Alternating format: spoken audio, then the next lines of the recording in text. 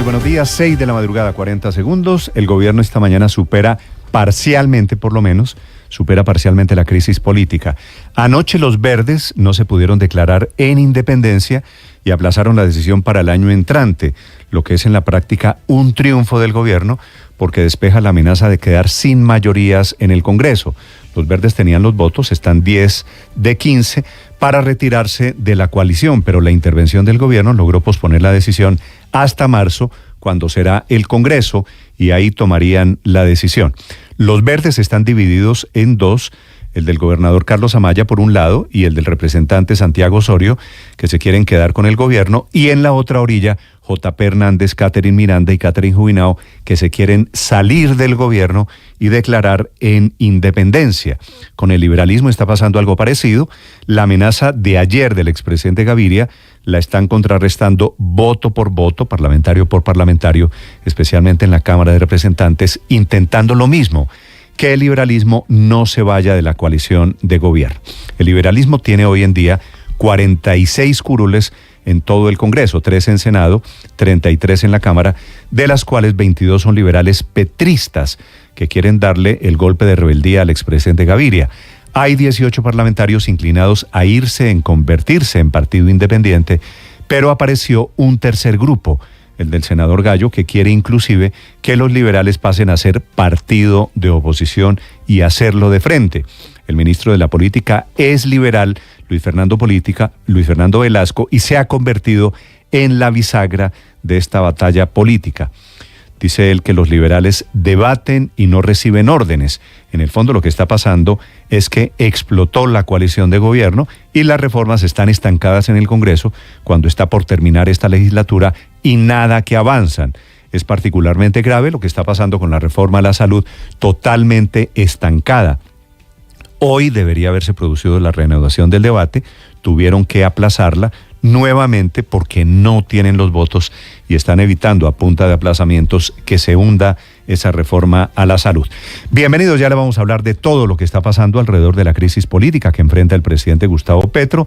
El presidente Petro apenas informa de su posición política en sus redes sociales. Y a propósito de la reforma a la salud, salieron anoche a protestar los trabajadores de Sanitas, la que tanto ha criticado el ministro de Salud Guillermo Alfonso Jaramillo. Empleados que salieron a hacer plantones en 6 ciudades del país, Bogotá, Villavicencio, Medellín, Cali, Ibagué, Cúcuta, dicen que el problema no es que los quieran auditar o vigilar, sino que le dicen al gobierno que no ahogue a la EPS que les está dando trabajo. Al mismo tiempo que los trabajadores marchaban, la Contraloría intenta mediar entre el Ministerio de Salud y las EPS. La reunión fue anoche, el Contralor se reunió con representantes de Sura, Famisanar, Salud Total, la nueva EPS que es estatal, y Sanitas se comprometieron a entregar el 16 de diciembre una especie de corte de cuentas para saber exactamente cuáles son las deudas, qué es lo que no se han puesto de acuerdo las EPS con el ministro Jaramillo. Vamos a hablar en segundos de todos estos temas alrededor de política y reforma a la salud. A propósito, en las últimas horas, el gobierno plantea una nueva reforma, la laboral. La representante María Fernanda Carrascal defendió el proyecto, dice es la reforma 2.0, dice que la nueva versión recoge propuestas de FENALCO, de los agricultores, de la ANDI y ACOPI y Asobancaria. Entre esas la contratación agropecuaria, un día de la familia semestral a cargo de las cajas de compensación e incentivos en la formalización laboral. Otra reforma que el gobierno de todas formas no tiene votos para sacar adelante. El problema de esta la laboral es que FENALCO pidió aplazar el debate mientras se discute el aumento del salario mínimo que será a partir de hoy martes. La discusión, entre otras cosas, será alrededor de esa propuesta de llevar el mínimo a 2 millones de pesos, pero sin el pago de las prestaciones sociales. El otro enfrentamiento del día, crudo, agrio, feo, ocurre entre el presidente Gustavo Petro y el fiscal Francisco Barbosa, la enésima pelea de los últimos 9 meses.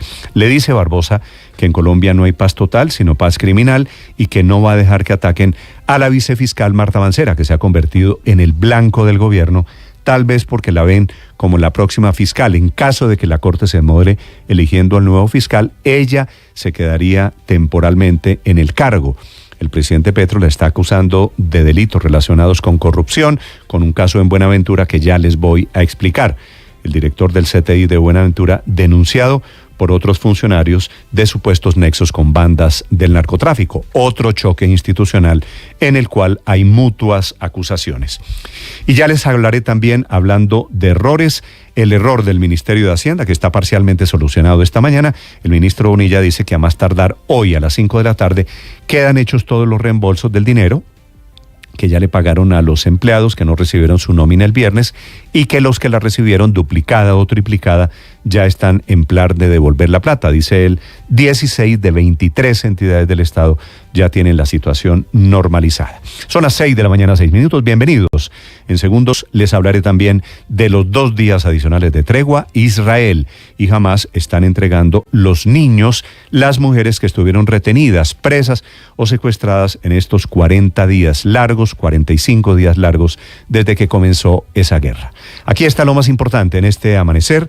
Hoy es martes 28 de noviembre, estamos cumpliendo 7 años hoy desde el accidente del avión del Chapecoense. En el 2014, hace 9 años, murió don Roberto Gómez Bolaños, uno de los grandes genios, el hombre, el Chavo, el Chapulín Colorado, uno de los grandes genios del humor en América Latina.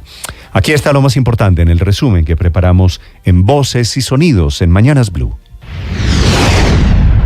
Yo creo que nosotros tenemos las mayorías al interior de nuestra bancada para hacer independencia. Pero yo tendería a creer que quienes deben tomar la decisión sobre la independencia o no es la bancada Congreso, porque somos nosotros los que ponemos la cara ante el país. En manos de la Dirección Nacional quedó la decisión del partido Alianza Verde de si se mantienen en la coalición de gobierno o pasan a la independencia. Sin embargo, hay versiones encontradas sobre el futuro. El representante Santiago Osorio. Hoy el partido Alianza Verde ratifica su posición de seguir perteneciendo a la bancada de gobierno. El senador J. Hernández. Hemos dejado claro y vamos a ratificar que nos vamos a mantener independientes, no vamos a votar como partido de gobierno, y esto es un mensaje claro para Colombia, para el gobierno nacional, para el mismo presidente.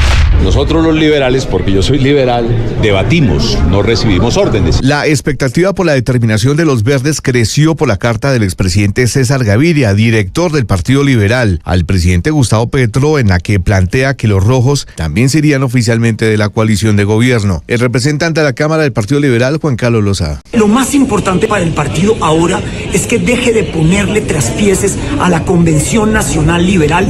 Y el ministro del Interior, Luis Fernando Velasco, sigue muy molesto por las declaraciones que dio en su momento el ministro de Salud, Guillermo Alfonso Jaramillo, al término de la reunión entre el presidente Petro y el expresidente Uribe. O uno es de oposición o es de gobierno. Y quienes se dicen ahora, algunos que dicen que son independientes o de gobierno, lo único que han hecho es hacer oposición todos los días. La meta que nos pusimos en el inicio de este semestre de legislatura lo vamos a cumplir en la medida en que lo político se lo dejen al ministro del Interior. Respondió el ministro de Salud, Guillermo Alfonso Jaramillo. Sí, lo escuchamos. ¿Qué dijo el doctor Velasco? Que él era el que manejaba la política. Entonces, dejemos que el doctor Velasco maneje la política. Luego de meses de discusiones entre las EPS y el gobierno por las cuentas del sistema de salud, será la Contraloría quien emita un veredicto final. Habló el Contralor encargado Carlos Mario Zuluaga. Para eso vamos a requerir información y aspiramos la segunda semana de diciembre, antes del 16, tener un balance.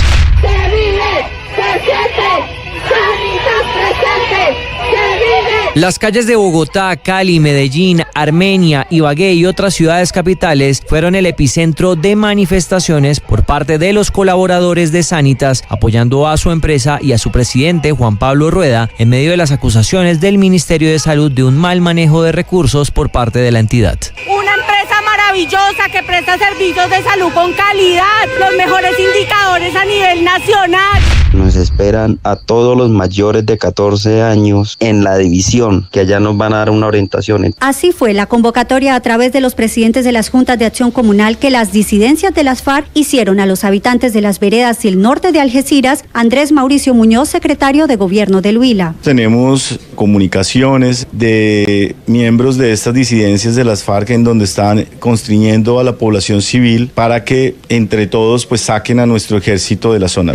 Los alcaldes electos de Cali, Medellín y Bogotá se encontraron para hablar sobre esas políticas que buscan implementar en las ciudades a partir del próximo año para solucionar los problemas de la ciudadanía. Todos coinciden en que un tema preocupante es el de la seguridad. Federico Gutiérrez es el alcalde electo de Medellín. Necesita una política criminal clara y hoy no existe. Carlos Fernando Galán es el alcalde electo de Bogotá. La responsabilidad principal es de la nación, pero tenemos que tener la posibilidad nosotros también de plantear lo que está viviendo el territorio, lo que sufre el territorio y lo que afecta al territorio, una política fallida como está en este momento la política de paz total.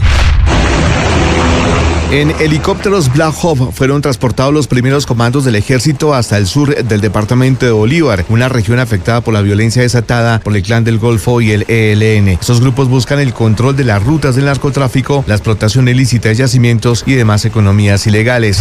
Un nuevo choque protagonizan el presidente Gustavo Petro y el fiscal general Francisco Barbosa después de que el mandatario le reclamara a través de Twitter por qué no había sacado al director del CTI en Buenaventura, que está siendo investigado por presuntos vínculos con organizaciones delincuenciales. Barbosa respondió: entonces, si el presidente quiere un enfrentamiento con la institucionalidad colombiana, yo estoy listo a darlo en cualquier momento, pero aquí no puede él asumir el rol de fiscal general de la nación otra vez, volviendo a su vieja tesis de el jefe del fiscal soy yo.